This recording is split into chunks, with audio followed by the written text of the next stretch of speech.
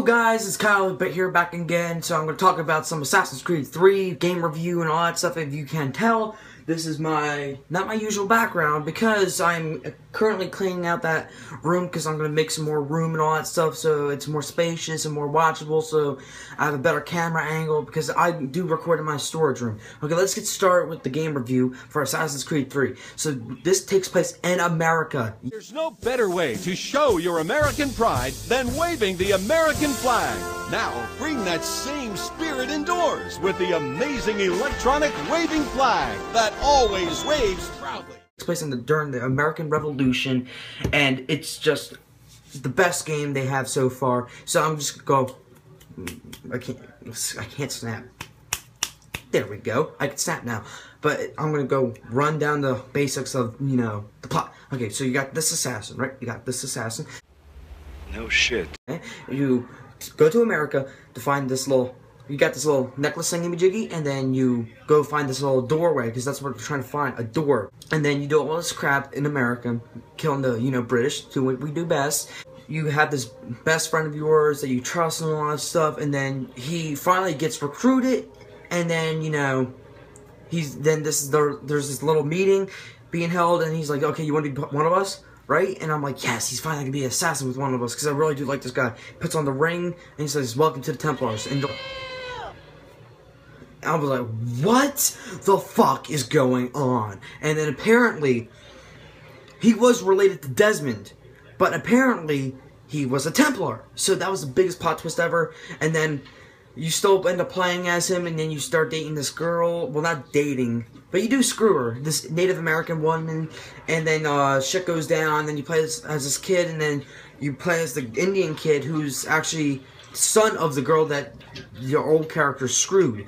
So now you're his son, and now you got a mom and dad, whatever, all that crap. And then you get attacked by your old character's best friend, and then you're like, what the fuck's going on? Shit's going crazy. And then blah blah blah blah. And then it just becomes a Star Wars, kind of situation. It's crazy. So why is this game my favorite out of the whole series? Because it's actually got a really good story. You're not just trying to save America. You actually have a story fighting a war and all that stuff. The only problems I have with this game is some glitches going around during the game. Like, while I'm riding a horse, maybe I'll try to run into a tree, not go around the tree, then it just says, you know what, you hit a tree, you're going to fall off the horse and you're going to die. And I'm like, okay, so whatever, I don't know what's going on with that. Yeah, and that was basically the only complaint I have. There was nothing wrong with the visuals. The visuals were beautiful.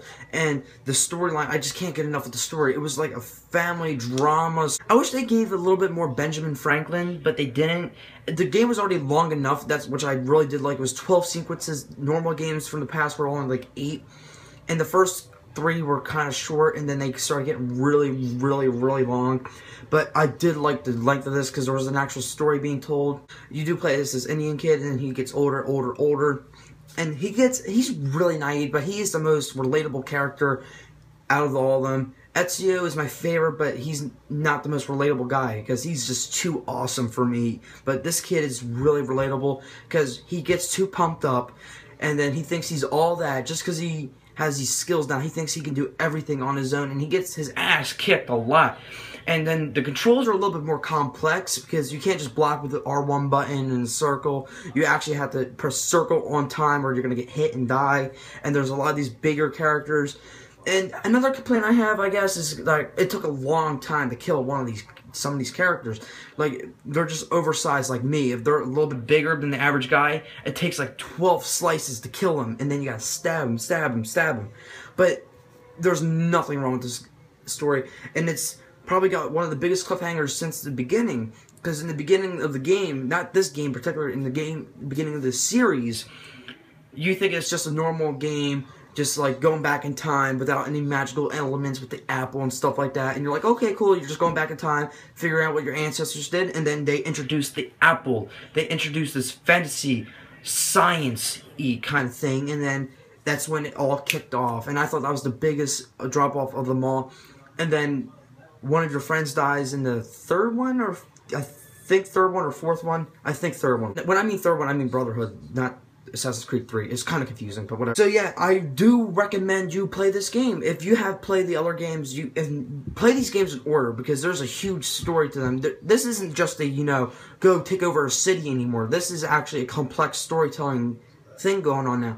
Because the deeper I go into this, the more crazy it gets, the more great, the better the storytelling gets, because the storytelling is getting a lot better. Because the first one was just like, yeah, 3 countries. Go to them, save them, and then that's the game. Literally, that was it. And then you just gotta kill these targets. It was like Hitman. And then it started becoming its own thing. Slowly, though. Slowly. And then this game actually became its own game. So this isn't like a Hitman ripoff or anything like that. Because that's why I kind of felt with the first one. It was like Hitman, but with assassins. Stab. Not web or anything like that. So I am going to give this game an A. The last game, I believe I gave a B+ or an A-. I don't know what I gave it. But now that I looked at it, I did play it again, roughly. I'm going to have to drop that down to like a C+, B- best. Because there was a lot of flaws I'm running into. And I'm trying to become a better game critic. Not try to make everything so lightly. Because if I take things lightly, then the games are going to be all A+, and none of my words are going to be good. This is actually really, really good. Yes, there were some plot holes, but what game doesn't? And, you know, this is a phenomenal game, so check it out. So please like, subscribe, and all that crap. Later, and goodbye. If someone's going to Photoshop me in a Catwoman. No, no, no, no, no, don't do it! Okay, so we have one of the same ones, so we can talk about that. Epic movie. Okay, this one has some history for me. My neighbors were fucking obsessed with it, including my sis. They always wanted me to watch it. Then one day I happened to watch it while looking at it. This is when I was a kid. I thought it's